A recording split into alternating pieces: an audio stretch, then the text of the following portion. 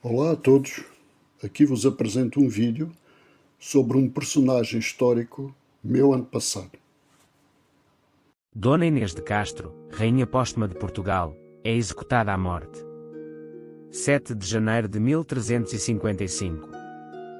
É executada à morte, Dona Inês de Castro, minha 21ª tia-avó, Rainha Póstuma de Portugal, mulher do rei Dom Pedro I, irmã germana de Dom Álvaro Pires de Castro, primeiro conde de Arraiolos, meu 21º e 23º avô. História dos meus mais antigos antepassados de quem muito me orgulho. Dona Inês de Castro, Rainha Póstuma de Portugal, nasceu em 1320 e morreu em Coimbra, dia 7 de janeiro de 1355. Era filha de Dom Pedro Fernandes de Castro, o da Guerra, senhor de Lemos, e de Dona Aldonça Lourenço de Valadares, neta paterna de Fernando Ruiz de Castro, senhor de Lemos, e de Dona Violante Sanches, senhora de Uzero e neta materna de Dom Lourenço Soares de Valadares e de Dona Sancha Nunes de Chacim.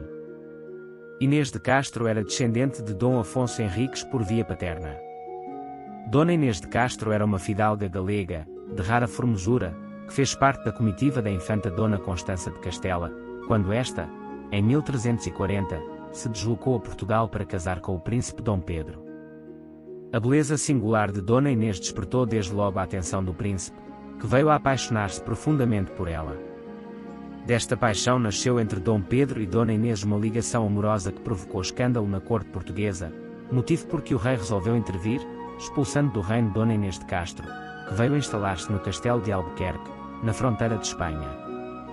Dona Constança morre de parto em 1345 e a ligação amorosa entre Dom Pedro e Dona Inês estreita-se ainda mais, contra a vontade do rei Dom Afonso IV, quando Dom Pedro manda que Dona Inês regresse a Portugal e instala-a na sua própria casa, onde passam a viver uma vida de marido e mulher, de que nascem 4 filhos. Os conselheiros do rei aperceberam-se das atenções com que o herdeiro do trono português recebia os irmãos de Dona Inês e outros fidalgos galegos, chamaram a atenção de Dom Afonso IV para aquele estado de coisas e para os perigos que poderiam advir dessa circunstância, uma vez que seria natural antever a possibilidade de vir a criar-se uma influência dominante de Castela sobre a política portuguesa. E persuadiram o rei de que esse perigo poderia afastar-se definitivamente, se cortasse pela raiz a causa real desse perigo, a influência que Dona Inês exercia sobre o príncipe Dom Pedro, que um dia viria a ser rei de Portugal. Para isso seria necessário e suficiente eliminar Dona Inês de Castro. O problema foi discutido na presença dos conselheiros do rei em Montemoro Velho, e aí ficou resolvido que Dona Inês seria executada sem demora. Quando Dona Inês soube desta resolução, foi ter com o rei, rodeada dos filhos, para implorar misericórdia, uma vez que ela se considerava isenta de qualquer culpa.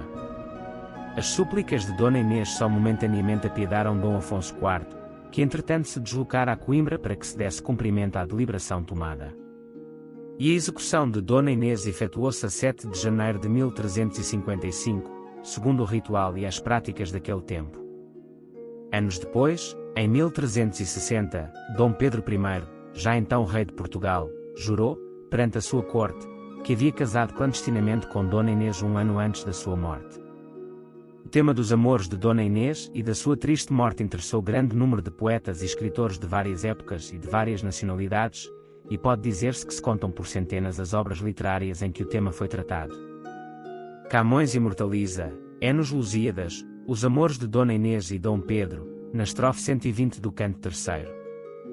Estavas, linda Inês, posta em sossego, de teus anos colhendo doce fruto, naquele engano de alma, ledo e cego, que a fortuna não deixa durar muito, nos saudosos campos de Mondego, de teus formosos olhos nunca enxuto, aos montes ensinando e às ervinhas, o nome que no peito escrito tinhas.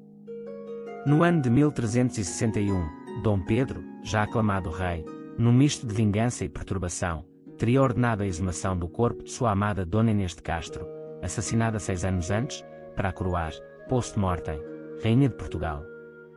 Depois de levantado o seu corpo, teria sido Dona Inês suntuosamente vestida com o manto real, sentada no trono e coroada com toda a pompa e circunstância, tendo Dom Pedro I obrigado a grande nobreza do reino, que em vida a tinha desdenhado e contribuído para o seu assassinato, a beijar-lhe a mão e a prestar-lhe vassalagem.